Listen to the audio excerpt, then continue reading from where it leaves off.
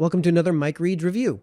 Tonight we're going to be reviewing Humor, Humility, Homelessness, Life in a Small Town Shelter by Arthur P. Palmer. And the real reason I'm doing this, because it's going to be an incredibly obscure read, is that I wanted to give some insight and some review into what it's like to read something written by somebody you know, and in this case, somebody who lives in the town that I live in and who I've known all my life. So what this is, and that's what we always start off with, I'm using this as the example because I liked it. And when it comes to like my friends and what they've written, I'm not about to go out and give a publicly negative review on something that's an incredibly obscure read from one of my friends. So I'm using this as an example because I actually liked it and because this is, spoiler alert, going to be something of a positive review. So as we always start off with what it is. And what it is a very short stream of consciousness, if you will, as it relates to life volunteering at a homeless shelter. Arthur Palmer, Art, as I know him, is a volunteer at one of the local homeless shelters. And in this case, this book is not really a book in the normal sense that you would think of it, but it's a series of very, very short anecdotes. And many of these cases, the anecdotes aren't even a page long. And in fact, I don't think in any of these cases the anecdotes are even more than a page long.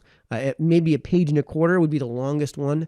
There's only 10 chapters. It's a very short read, really easy to get through, written in common parlance to the common man, actually organized in a nice manner. So clearly there was a lot of editing that went in through this process, I would say, from the publisher's perspective. Because like I said, I have read a number of other works from people that I have, and that are friends of mine. I have those books right here, and I kind of don't want to share them because they read as they were written by a novice. They were written by somebody who didn't go through lots and lots of editing to get to the point of publication. Now, as far as this book is concerned, there are parts of it that aren't directly related to this shelter itself. A lot of it, I'd say 2/3, 3/4 of it, if not maybe a little bit more, are stories about the shelter itself. And this is where the book excels. Everything else, not so much. It can thus get, at times, because it is something of a stream of consciousness, a little bit preachy. And that's where things kind of fail. But again, the stories about the shelter itself are actually quite good. And I wanted to share this too because, this is not somebody, this guy works primarily in construction, and he's not somebody who is, say, a career author or a career quote unquote intellectual, as Thomas Sowell would describe that type of person. Thomas Sowell I would describe Thomas Sowell as something of an intellectual himself by his own definitions. So this isn't somebody that's going to be in a suit and tie all day in a think tank over at the Hoover Institute. And I'm using Thomas Sowell as an example because we read a lot of Thomas Sowell on this channel. But he's not that type of guy. So there's a passage I'm going to read just so you guys can get an idea of how long these anecdotes are and what I mean by the stream of consciousness. And it gives some insight into what it's like as a layman, if you will, who isn't doing only this for their career, to what it's like to write a book. And again, this is not some 500-page Odyssean epic. This book's only about 90 pages, so a really fast reader could probably get this done in an afternoon. So here's the excerpt. I have learned a very important life lesson while writing this book. Writing a book is a huge pain in the ass.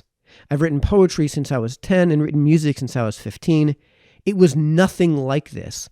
There are times that I have changed a few lines in a poem or rewritten a part of a song, but while writing this book, I have rewritten some of the same chapters 2 or 3 times. I'm never quite happy with the way I word things. I would not wish this job on anyone, and I now have a much greater admiration for many of the authors of books I have read and loved in my life. My hat goes off to every author that ever lived.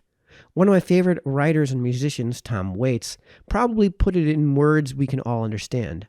His words were about writing music, but believe me, it goes for books too. He wrote, subquote, writing music is like carrying water in your hands. By the time you get to the studio, you have nothing, end subquote. That's exactly how I felt while writing down these stories.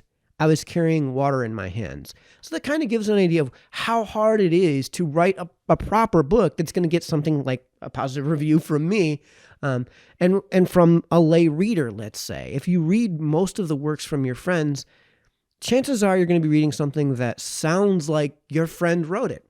But that can be a positive too, because one of the interesting things about this read that's going to bias my mental take of the read is that this isn't by a friend that I know through this channel, let's say, which I don't have any friends to this channel specifically, but this is somebody I've known all my life. This is somebody who I know, I don't know by Arthur Palmer. I know him by Uncle Art, right?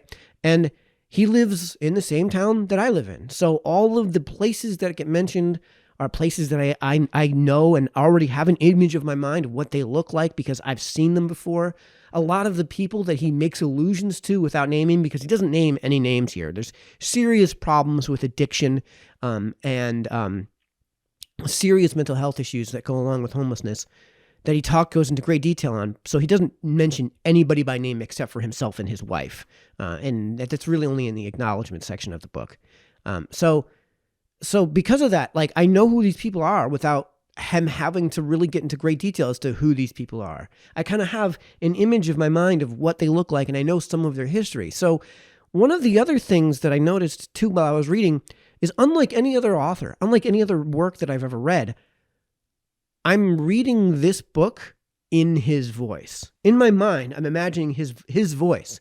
And that's not even true when I'm reading Soul, because even though I've heard Soul's voice now, when I'm reading his books, I don't necessarily have his voice in mind. And I don't know that I necessarily have a specific voice in mind. Sometimes there are sections of books where I have in my mind Jeremy Clarkson's voice, who's English and has an English accent, a very distinctly English accent. And yet I'm reading something that's written by, say, like Henry Hazlitt, who's distinctly American.